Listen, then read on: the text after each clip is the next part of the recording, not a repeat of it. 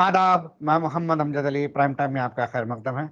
नाज़रीन किराम, मुआशरे का ये हाल है कि रिश्तों में दरार, कई रिश्ते टूट रहे हैं और इन सब के पीछे बहुत बड़ी वजह और अहम वजह ये है कि जो जिनसे उम्मीद की जाती है कि वो रिश्तों को जोड़ें और जोड़े रखें और जोड़े रखने में मुआविन साबित हों, ऐसे भरोसामंद लोग जो है भरोसा तोड़ रहे हैं। माँ-बाप की बढ़ती मुदाखलत इज़दवाजी ज़िंदगी का शिराज़ा बिखेर के रख दे रही है। इस ताल्लुक से जो है बात करना ज़रूरी है और इस पर गौर व फ़िक्र करनी चाहिए और ऐसे वाक़यात को रोनमा होने से रोकने के लिए न सिर्फ़ इनफ़रादी बल्कि समाजी पैमाने पर जो है कदम उठाने की इक़दामात करने की ज़रूरत है। इस ताल्लुक से हम बात करेंगे समाजी जहतकार जो कि मैरिज काउंसलिंग में मसरूफ़ हैं और बहुत सारे टूटते हुए जोड़ों को इन्होंने मिलाया है। ये बहुत बड़ा सवाब का काम इन्होंने किया है। तो इनको अच्छा खासा तजुर्बा है कि जब जोड़े एक-दूसरे के साथ नाइत्तेफ़ाक़ी लेकर इनके सामने आते हैं, तो वजूहात क्या-क्या होती हैं। इस ताल्लुक से हम बात करेंगे खालिदा परवीन साहिबा से। खालिदा परवीन साहिबा, आपका बीबीएन चैनल पर खैर मकदम है। शुक्रिया, जज़ाकल्लाह। जी, हाल ही में एक खुदकुशी का वाक़या पेश आया हैदराबाद के पुराने हैदराबाद में, जिसमें ये पता चला कि लड़की अपने ख़ाविंद के साथ रहना चाहती थी, मगर पेरेंट्स ने उसे अलहदा कर दिया। जब शौहर बात करना चाहता था, खुला की डिमांड की गई थी, तो खुला देने से पहले शौहर अपनी बीवी से बात करना चाहता था, तो बीवी को शौहर को मना कर दिया गया बीवी से बात करने के लिए। ये लड़की के पेरेंट्स के जो है तरफ से ऐसा हुआ है। तो क्या आप इस पर रोशनी डालना चाहेंगे? देखिए, आप जिस मुद्दे पे आज बात करने के लिए बुलाए हैं, ये बहुत समाज के आज के हमारे माशरे के अहम मुद्दा है, जिस पे हम बहुत ही संजीदगी से सिर्फ़ गुफ्तगू नहीं, अमली मैदान में आ जाना चाहिए। मैं तकरीबन पिछले 6 साल से मैं यही बोलते आ रही हूँ कि अपनी ज़िंदगी, अपनी जो सिंगल और सिंपल यूनिट जो हमारा जो माशरे का होता है, वो फैमिली लाइफ़ है, फैमिली यूनिट है और फैमिली में यूनिट खोखला होते जा रहा है। इस बात पे मैं बार-बार गुफ्तगू कर रही थी। अच्छा हुआ आपके चैनल के ज़रिए और भी लोगों तक रीच हो सकते हैं। बहुत अहम इश्यू है। देखिए हमारे वक़्त के बाद आज नहीं रहा। हाँ, वक़्त-वक़्त बदलने से लोगों के सोच में तब्दीली आई, जिस सोच तब्दीली आने की वजह से अमल में भी, एक्शन में भी तब्दीली आ गई। अब हमारे वक़्त में बड़े लोग ये करते थे कि देखो वो भी मुहावरा था, वो भी बहुत ज़्यादा सही नहीं है कि यहाँ से डोली जाएगी तो डोला आना है, ये एक तालीम था उस ज़माने में। लेकिन वो भी उतना ज़्यादा सही नहीं है क्योंकि औरत को अल्लाह ताला खुला वरन देने के लिए इजाज़त दिया है, तो वो भी एक्सट्रीम था। लेकिन हुँ, आज भी हम और एक्सट्रीम तरफ जा रहे हैं, किसी और एक्सट्रीम तरफ। क्योंकि छोटा-सा झगड़ा हो गया, नाइत्तेफ़ाक़ी हो गई, गलतफ़हमी हो गई, तो एक्सट्रीम लेवल पर कुल्ला या तलाक की तरफ जाने का जो ट्रेंड चल रहा है, ये बिल्कुल गलत है। ये अगर देखा जाए तो ये बढ़ता जा रहा है कि जिसका प्रूफ़ है कि सियासत पेपर हो या मुंशी पेपर संडे का देख सकते हैं अगस्त सानी का जो एडवर्टाइज़मेंट होता है कि शादी फर्स्ट निकाह से ज़्यादा अगस्त सानी का पूरा आधा पेपर से ज़्यादा बड़ा रहता है और हुँ, उसके अंदर डिमांड्स भी होते हैं, उसके अंदर भी अच्छा। डिमांड्स होते हैं हुँ, कि लड़की पढ़ी-लिखी हो, खूबसूरत हो, फलाना हो, बच्चे बच्चे वाली है तो बच्चों को छोड़ के आए, बहुत सी बातें। बहरहाल मेरा बोलने का मतलब है कि अगर सानी के लिए इतना रिक्वायरमेंट बताया जा रहा है कि मैं कल ही किसी जगह देख रही थी, किसी और जगह पे कि सेकंड मैरिज का प्रमोशन के लिए बाज़ाब्ता पैम्फलेट प्रमोट कर रहे थे। तो ये पहली शादी टूटने से सेकंड शादी हो रही है। चलो ठीक है, किसी का बीवी का इंतकाल हो गया, शौहर का इंतकाल हो गया, वो भी ठीक उस ले लेकिन आजकल खुला तलाक बहुत आम हो गया, कि हर छोटी बात पे। इसमें मेजर रीज़न जो है हमको समझ में आ रहा था, अब जब ट्रिपल तलाक का कानून के तौर पर आने से पहले कि हम तकरीबन केसेस को हम देख रहे थे कि वो माँ-बाप के मदाखलत की वजह से लड़कियों के जो घर बर्बाद होना, खुद अपने काउंसलिंग सेंटर में कई लोगों को हम लोग काउंसलिंग करके उसको ठीक किए। के बाद एक तो 12 सिटिंग किए हैं वो दोनों को हम लोग समझाने के लिए, 12 सिटिंग 12 सिटिंग्स हुआ था और आखिर में बिलाखिर में हम उसको सेट किए हैं। और इसके अंदर अ, थोड़ा बहुत खराबियाँ, थोड़े बहुत कमज़ोरियाँ लड़के वालों की थी ज़रूर, लेकिन लड़की लड़की के वालिदा की तरफ से जाती थी। वालिदा की ये तरफ। चीज़ को मानना, हाँ, वालिदा का था। बहरहाल ये वहाँ से मैं देखती हूँ, वहाँ से शुरू होता है कि लड़की को देखने जब से शुरू होता है, माँ-बाप को एक ख्वाब होता है बच्ची को, अगर इंजीनियरिंग करना है, पढ़ाना है, लिखाना है, डॉक्टर बनाना है, तो लड़की से ज़्यादा माँ-बाप को या तो स्पेशली माँ को रहता है कि मेरी बेटी जॉब करना, मेरी बेटी एमडी करना, मेरी बेटी इस तरह के। तो वो सुनते-सुनते बच्ची के ज़हन-साज़ी हो ही जाता है, मतलब आप कभी बिठा के समझाएँ नहीं, लेकिन ज़हनी तौर पर उसके ज़हन में एक बात आ गई कि मुझे पढ़ के लिख के और मैं या तो जॉब करना है या तो हॉस्पिटल में या तो अपना एक क्लिनिक खोलना है, इस तरह की ज़हन-साज़ी हो गई। उसके बाद जब शादी के लिए जब देखते हैं, तो अब देख रहे हैं कि शादी होने के बाद शादी जिस जगह किया जाता है, उन लोगों के हिसाब से एडजस्ट होना रहता। लड़की को लड़के को दोनों को एडजस्ट करना रहता। जब ऐसी सूरत में जब जाने के बाद फौरी तौर पर जॉब के लिए डिमांड करना हो या आगे पढ़ने के लिए डिमांड करना हो या अपने घर में जब तक शादी ने भी एग्ज़ाम लिखते हुए कोई चीज़ पे इंटरेस्ट नहीं था, कोई पकवान-वकवान का मामला नहीं आता, कोई घर-द्वार सँभालने की मामला नहीं आती। यहाँ सास-ससुराल में आने के साथ वो सब एक्सपेक्ट करते हैं बहू के ज़रिए कि कहीं ऐसे जो हस्बैंड्स जो डॉक्टर, उन्होंने बोला कि कहीं बोले कहीं मैडम हमारे पास मेरी बीवी ज़रूर डॉक्टर है, डॉक्टर तो हॉस्पिटल में मेरे घर में तो मेरी बीवी है ना, मेरी माँ के लिए तो बहू है ना, ये तक भी मेरे से कहा गया। ये हुँ, तक भी ना कहा गया कि वो घर में भी डॉक्टरी बनी रहती है, चाहे वो बहू हो या कुछ भी हो। ये एटीट्यूड बिल्कुल गलत है। हम बच्चों को उस तरह के ज़हनी हालत से हम पढ़ा रहे नहीं, कि हम पढ़ाने का मतलब जॉब, करियर इस ओरिएंटेड पढ़ा रहे। उसके साथ-साथ जो है ना, और एक सबसे खराब बात कि ये मिडल क्लास फैमिली में, लोअर मिडल क्लास फैमिली में भी हम देख रहे हैं आजकल कि लड़की के साथ हुँ, मोबाइल जाता। मोबाइल जाने के बाद ठीक है, मोबाइल लेना, मोबाइल नहीं सुनना, नहीं देखना, इतना आउटडेटेड लोग नहीं है, इतना कंज़र्वेटिव माइंड मैं भी नहीं हूँ। लेकिन उसका यूसेज कैसा होता है? अगर हम हुँ, बच्ची को बोलेंगे कि बेटे तुम थोड़े दिन तक इसको रखो, अपने इमरजेंसी के लिए रखो, ऐसे भी बोल सकते हैं। लेकिन नेक्स्ट डे सुबह फ़ोन आता, घर से मायके से फ़ोन आता, फ़ोन करके बच्ची को पूछते हैं कि तुम कब उठे, तुम कौन उठाने आए, तुमको क्या नाश्ता खाए, तुम कहाँ खाए, घर में कमरे में खाए, वहाँ खाए। अब वहाँ से शुरू हो जाता है, अब बच्ची कुछ तो भी बोलेंगी वहाँ पर, क्योंकि अपने घर में जो आरामी थी, वो आरामी तो नहीं रहती और थोड़ा-सा डिस्कम्फ़र्ट भी महसूस करती, सबके सामने जाके बैठने के लिए। वो हो सकता है कि वो चाहती होंगी घर में कमरे में ही खाना, नहीं बोलेंगे चलो सब लोग जा चल के बाहर बैठ के खाएँगे, इस तरह के मामला भी होते। अब वहाँ से हुँ, शुरू हुआ था, तुम अपने कमरे में बैठना चाहिए तुमको, मतलब वो इस तरह की ब्रेन वॉशिंग भी माँ कर रहे हैं। हुँ, और फ़ोन डेली का मैसेज, मतलब सुबह शाम तक ससुराल में जो भी होता वो सब वहाँ पे टेलीकास्ट हो जाता। हुँ, तो इस तरह के कई केसेस ऐसे आए थे कि लोग जो है ना फ़ोन, उसके बाद में क्या होता है मालूम, बहुत ज़्यादा गड़बड़ होने लगा तो वो हस्बैंड साहब जो है ना उस वक़्त बड़ा शौहर साहब बन के फ़ोन छीन लेता है। वो भी गलत है। भाई अचानक फ़ोन छीनने से कि मसले और कॉम्प्लिकेटेड हो जाता है और वहाँ पर उसके बाद में बच्ची को कुछ डाँट दिए या कुछ हाथ ऐसा लग गया हो या तो कुछ भी ऐसा हो गया तो फिर फिज़िकल अब्यूज़ में आ जाता, फिर बाद में एक्सट्रीम एक लड़की के हाथ में से मोबाइल छीन लेना और उसको मारना-पीटना, गाली-गलौज देना, वो मायके को जाना, एक बड़ा-सा इश्यू बन जाता है। है तो एक छोटा-सा मोबाइल है। तो मैं माँ-बाप को चाहिए कि जब बच्ची को आप विदा करके उसके ससुराल भेज रहे हैं, तो उसको बोलना चाहिए, आप समझाना चाहिए, देखो बेटा कि एडजस्ट दोनों तरफ से होना चाहिए, लेकिन आप क्योंकि इस घर से उस घर में जा रहे हैं, वहाँ के मौका महल वगैरह समझने के बाद ये पूरे तरीके से हम फ्री होके बात कर सकते हैं। जब तक इमरजेंसी में तुम बात किया करो, नहीं है तो तुम अपने हस्बैंड के फ़ोन से ही बात किया करो, ये भी बोल सकते हैं। अब वहाँ पर ऐसा नहीं करके आप ज़ाहिर-सी बात है कि दिन में रात में जब बोले जब बैठ के कमरे में घंटों बात करते हैं, बहन से एक से नहीं बात करती, ज़ाहिर-सी बात है। अपने कज़िन से भी बात करती है, बहनों से बात करते, फूफियों से बात करते। लेकिन वहाँ वालों को क्या समझ में आता, दिन भर बात कर रहे कि माँ से बात कर हुँ, रहे, बाप से बात कर रहे, किससे बात कर रहे, इतना क्या बात करने का है, अभी तो शादी हो के आई।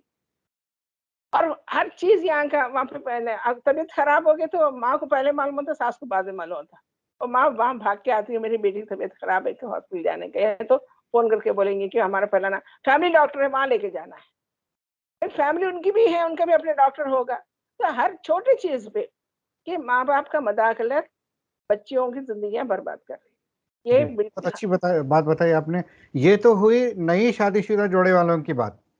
जी। ऐसा भी देखने में आया है, लड़की को 2-2 3-3 बच्चे हो रहे हैं और फिर भी जो है मायके की मुदाखलत बराबर जारी है। वही ना यहाँ पर ना क्या कहना चाहिए कि अपने घर के जो रवैया होता है, अपने घर का जो माहौल होता है, वो माहौल में बच्ची नहीं रहती, वो घर का माहौल अलग रहता है। हुँ, तो माँ माँ का पट्टी पढ़ाने का यूजुअली माँ माँ इसलिए कह रही हूँ कि ज़्यादातर माँ के अंदर ख़ालाएँ वग़ैरह भी इन्फ्लुएंस करते हैं कि इसी तरह का माहौल वहाँ बना के रखो। हुँ, वो माहौल वहाँ नहीं बनता। सपोज़ एक घर में बताती हूँ कि घर में माँ-बाप है, तो बाप के ऊपर इन्फ्लुएंस माँ का है। हुँ, और ये समझा के भी जाती है तुम अपने शौहर को कंट्रोल में रखो। हुँ, वो शौहर इत्तेफ़ाक से कंट्रोल होने वाला नहीं रहता, क्योंकि वो ब्रेड एंड बटर बीनने वाला है, तो पूरे घर को वो चला रहा था, वो कभी भी कंट्रोल में नहीं आता। अब हुँ, साल कितने साल भी गुज़र जाने दो, कंट्रोवर्सी तो आ जाएँगी। हुँ, तो इसमें जो है ना वो सालों गुज़र जाने दो, फिर वो अपने हिसाब से वो बेटी को मोल्ड नहीं कर पाई, वो घर वैसा नहीं बन पा रहा। तो ज़ाहिर-सी बात है कि कितने भी साल होने दो, इनकी मदाखलत बराबर रहेंगी और वो साथ आना नहीं रहेगा। तो इस तरह मसले आ जाते हैं। तो बहरहाल ये कुछ भी हो, अगर बेटी उस घर में शादी करके दिए, बच्चे वहाँ पे खुश है, खाना-पीना पेट भर है, इज़्ज़त के साथ रह रही है, कोई मसले-मसाइल नहीं है, तो उनको उनकी ज़िंदगी जीने देना चाहिए। हुँ, उनको उनकी ज़िंदगी जीना च देना चाहिए कि माँ-बाप की मदाखलत सही नहीं है बार-बार। हाँ, अगर लड़की कोई मसाइल के साथ आई, कोई शिकायत करी, तो भी काउंसलिंग करना चाहिए कि हुँ। बेटे देखो ऐसा होता है, थोड़ा एडजस्ट करना पड़ेगा, थोड़े दिन के बाद सही होता है। उसके बाद भी अगर नहीं हो पा रहा, तो फिर तो इंटरवीन होना चाहिए। लेकिन वजह ही हम बनाए, मसले की वजह हम बनना, ये बेवकूफ़ी है। हुँ। ये जो इतनी जो मुदाखलत होती है, दिन-रात फ़ोन करके पूछना कि कैसी है, क्या खा रही हो, क्या पी रही हो?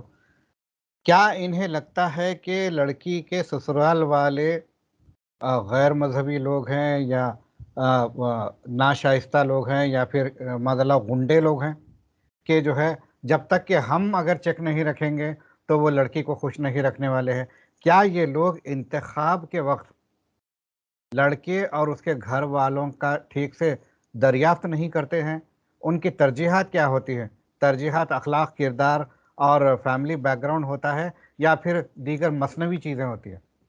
देखिए, जिस तरह खुद होते हैं सामने वालों से वो एक्सपेक्टेशन रहता है। एक एग्ज़ाम्पल बताया, मेरे पास एक केस आया था। उस केस में अपनी बेटी तो 10th क्लास या इंटरमीडिएट ऐसी कुछ थी वो। तो सामने वाला जो दामाद को जो देख रहे थे वो टेलर था और अच्छा खासा बिज़नेस था उनका। हुँ, फैमिली बिज़नेस, मतलब कंबाइन्ड बिज़नेस वग़ैरह थी और पूरे लोग मिलकर रहते थे। उनके घर का पूरा वाक़या से वाक़िफ़ थे वो। ये सास साहबा क्या समझे थे कि मैं दामाद को बेटी को अलग कर लूँगी, शादी हुँ, तो हो जाने दो एक दफ़ा। हालाँकि वो मुमकिन नहीं, वो मुश्तरका फ़ैमिली में रह रहे हैं, भाइयाँ हैं, बहनें सब रह रहे हैं, तो इन्हों समझे थे कि क्योंकि अब मेरा दामाद अच्छा खासा कारीगर है, मैं बेटी की शादी करने के बाद अलग अलग कर दूँगी। ये नीयत से वो शादी किए थे। लेकिन वो हुआ नहीं, वहाँ पर वर्कआउट नहीं हुआ। वर्कआउट नहीं हुआ तो लड़की के साथ, मतलब अपनी बेटी को लेकर मेरे पास आ गए, कई बार प्रेग्नेंट थी उस वक़्त में। अब इतना गड़बड़ इतना ज़्यादा हो गया था, इन्हों छोड़ने के लिए तैयार थे, उन्हें छूटने के लिए तैयार थे। इतना सब कुछ हो गया था। हुँ। और बच्ची प्रेग्नेंट, मतलब बीवी प्रेग्नेंट है, शौहर को नहीं मालूम, माँ को मालूम है। अब देखिए, अच्छा। हाँ, प्रेग्नेंट है बहू, अब सास-ससुर भी, शौहर आए तो मैं बोली कि आपकी बीवी प्रेग्नेंट है बाबा, आप इस तरह की बातें नहीं कर सकते। अब फिर स्टन हो गए, देखो हमको नहीं मालूम। अब हुँ, उसके बाद में फिर हम बिठा के समझाए, ठीक है अब जो भी है डिलीवरी तक कोई बात नहीं करना। उसकी माँ के पास रह रही, रहने दो उसकी माँ के पास, खाना खर्चा वगैरह दो आप।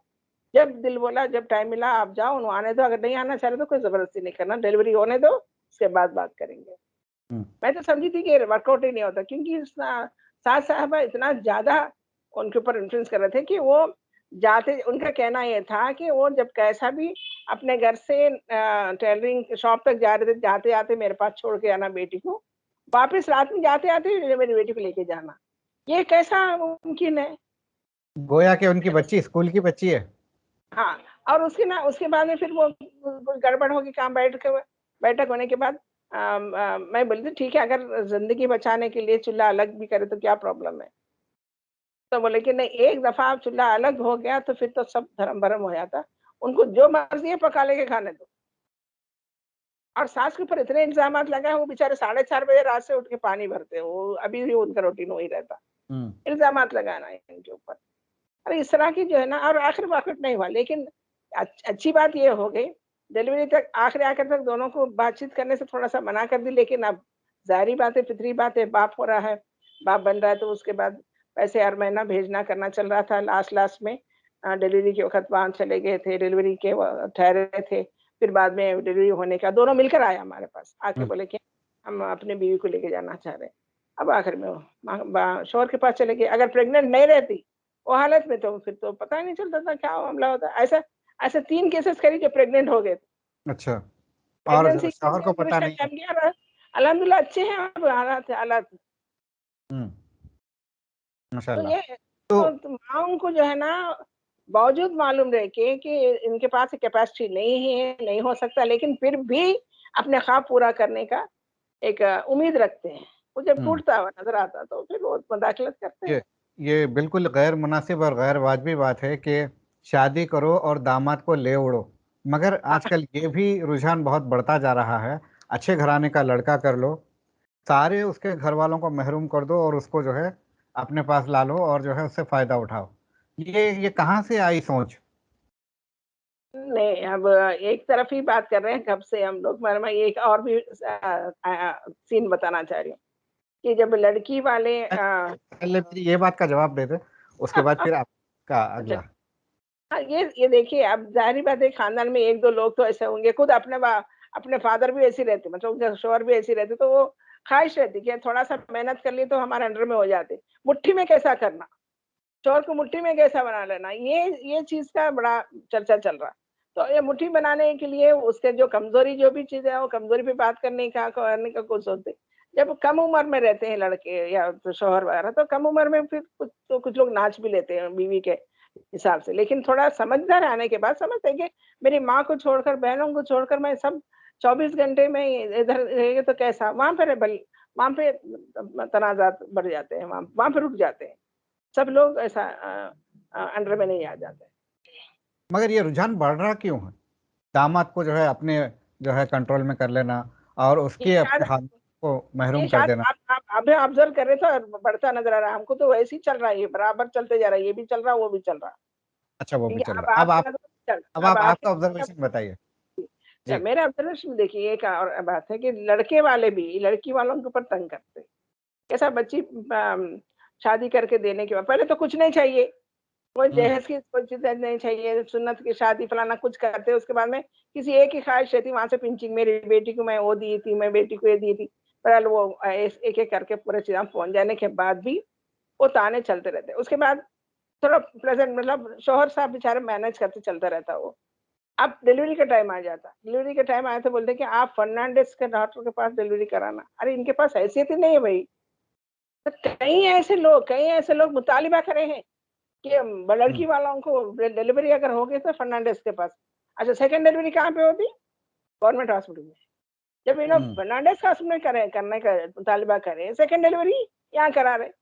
तो अब ये भी तो जुल्म है, तो 2 तरफ भी है। हाँ, लड़की वालों बिल्कुल। को सताने मैं वाले भी मौजूद हैं, लड़के वाले को हाँ, सताने वाले भी मौजूद हैं। अब परसों के जो केस के बारे में आप जो बोल रहे थे स्टूडियो में कि उनका जो क्लेम था कि मेरी बीवी से मेरे को बात करने नहीं दिए, मिलने नहीं दिए, खुला होने से पहले, इस तरह के कि देखिए, वो अचानक तो ऐसा नहीं हुआ। एक ज़माने से वो लड़ाई चल रहा था, उनका जो भी था, वो तो बेचारी वो ज़िंदा नहीं है, तब मेरे को पूरा नहीं मालूम। हुँ, तो वो पूरी बात उनके इंतकाल के बाद इस तरह का स्टेटमेंट देने में कोई वैल्यू नहीं है।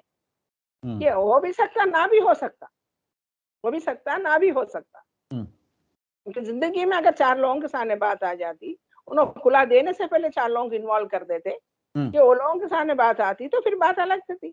उस वक़्त हुँ, उन्हें इन्वॉल्व क्यों नहीं करे?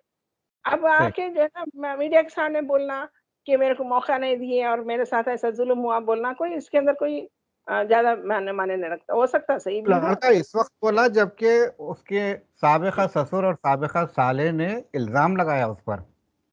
तब उसने कहा कि ये मामला ऐसा है। सफाई के तौर पर उसने कहा है कि जो है ससुरे की वजह से जो है ये खुला भी हुआ और मायके में ही लड़की की जो है मौत वाक़ई हुई। तो सरासर जो है लड़की के घर वाले ही इसके जिम्मेदार है। नहीं, अभी ज़िम्मेदार हमारा मुसलमानों को तो ईमान है, जब मौत आती है तो मर जाते हैं। तो अब ये रही लोग इल्ज़ाम तराशी दोनों तरफ से गलत है।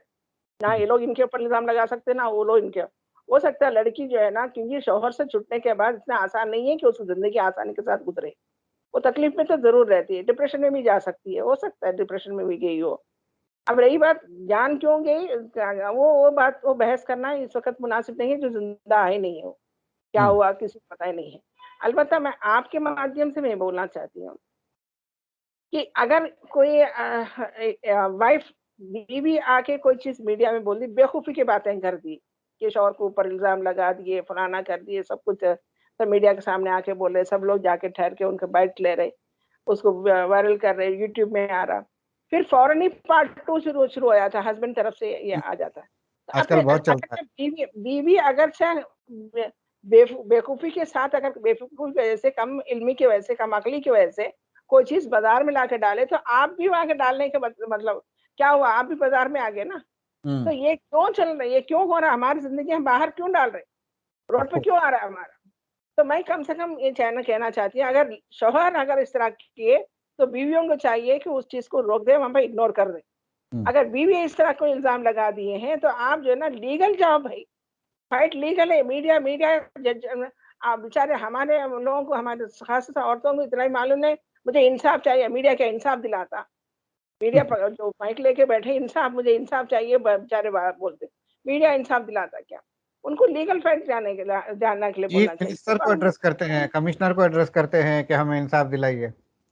वही है ना, मामूली इसलिए एक कि छोटे अब से। इसके अंदर एक तो क्या है, एक तो अपने अपनी ज़िंदगियाँ रोड पे आ रहे, अरे हमारे हम्म। कम अकली, कम इल्मी भी रोड पे आ जा रहे, कि हम्म। इंसाफ कहाँ से माँगना, किससे माँगना, इतना भी हमारे पास एजुकेशन नहीं है। क्या ऐसा तो नहीं कि इन्हें कोई सिखाया पढ़ाया जाता है जो ऐसे ऐसी बातें करते हैं मीडिया में आकर?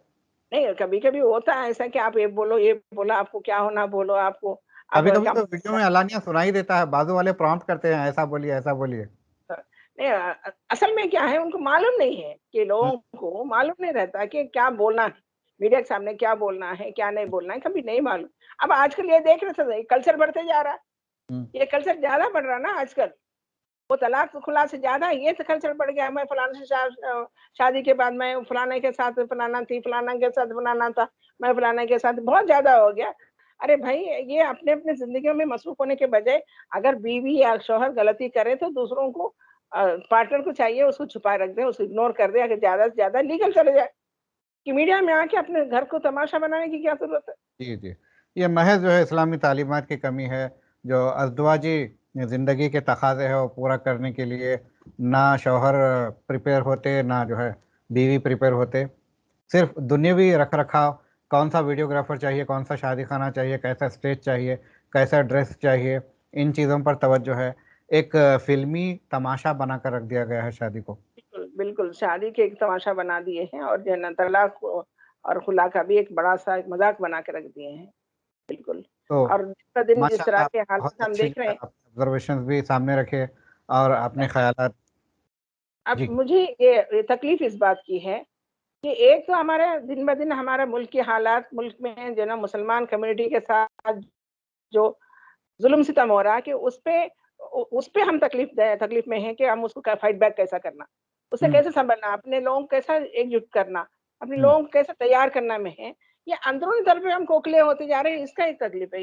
ये हुँ। करने में बैठे हैं तो उधर कर नहीं सकते, वो करने बैठे तो इधर नहीं कर सकते। आखिर ये माशरा किधर जा रहा है? हमारा अपना कम्युनिटी किधर जा रही है? हमारी तालीमात किधर चले जा रहे हैं? कि हुँ। हम ये इसका बेड़ा कौन उठाएगा? तो हुँ। मुझे ऐसा लगता है कि हर फ़र्द, माशरे का हर फ़र्द, कम्युनिटी का हर फ़र्द ज़िम्मेदार है। अपने-अपने घर की तरफ हम तवज्जो दें। हम बिल्कुल। अपने घर में होने वाली शादी पे हम तवज्जो दें, अपने घर में रहने वाली लड़कियों की तवज्जो दें, हम लड़कों की तवज्जो दें।